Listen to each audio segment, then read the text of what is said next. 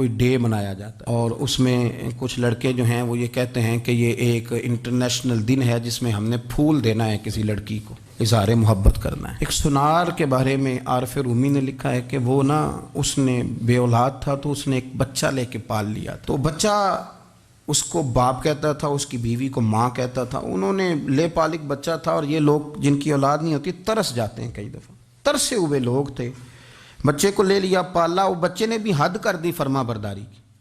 اب وہ جوان ہو گیا اور بڑا خوبصورت جوان ہوا۔ وہ سنار کہتا ہے کہ ساری زندگی میں نے صفائی میں نیکی میں گزار دی۔ ایک دن دکان کے پہ ایک عورت آئی تو وہ کہنے لگی یہ چوڑیاں مجھے خود سے آپ پہنا دیں۔ وہ کہتا ہے میں نے جب اس کا ہاتھ پکڑا تو میرے دل میں غلط خیال آ گیا، میں نے غلط نظریے سے اس کا ہاتھ پکڑا، اور جب میں نے اس کا وہ ہاتھ اس نظریے سے پکڑ لیا، تھام لیا، بہرحال وہ چلی گئی، لیکن وہ میرے ذہن کے اندر ناپاکی آ گئی۔ تو میں گھر گیا تو میری بیوی باہر کھڑی تھی اور رو رہی تھی، تڑپ رہی تھی۔ میں نے اسے کہا کیا ہوا؟ تو وہ کہنے لگی کہ بچہ ساری زندگی فرما بردار رہا، میں نے ماں بن کے پالا، پر آج اس نے غلط ذہن سے میرا ہاتھ پکڑ لیا ہے، اور میں تڑپ گئی ہوں، ٹوٹ گئی ہوں کہ یہ اگرچہ لے پالک تھا، کسی کا تھا، پر میں نے تو پتر سمجھ کے پالا تھا، یہ کیا ہوا؟ وہ کہتا میری چیخ نکل گئی، تو میں نے اسے کہا کہ یہ اس کی غلطی نہیں، یہ میری غلطی ہے۔ میں نے باہر آج نظر گندی کی ہے تو رب نے مجھے سزا دی، یہ مجھے سزا ملی ہے۔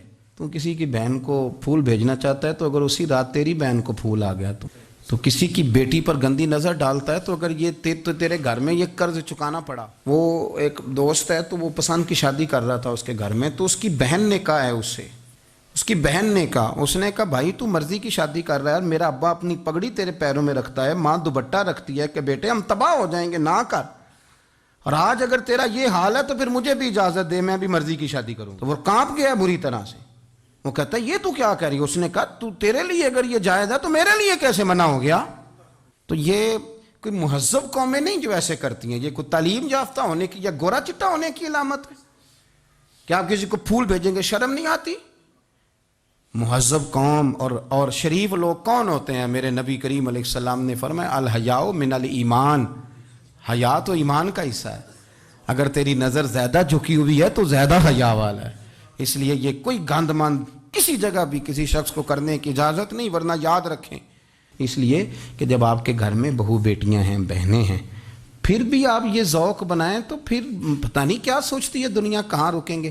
اس لیے یہ ساری رسومات ان لوگوں کی ہیں جو بے حیائی کو پروموٹ کرتے ہیں، اور پھر طرح طرح کے وائرس ان کی زندگیوں میں آتے ہیں، پھر ان کی لاشوں سے تعفن نکلتا ہے، تعفن، اور پھر یہ حال ہوتا ہے کہ وہ دفنانے کے نہیں جلائے جانے کے قابل ہو۔ اللہ سے ڈرے، اللہ ہمارے حال پہ رحم فرمائے۔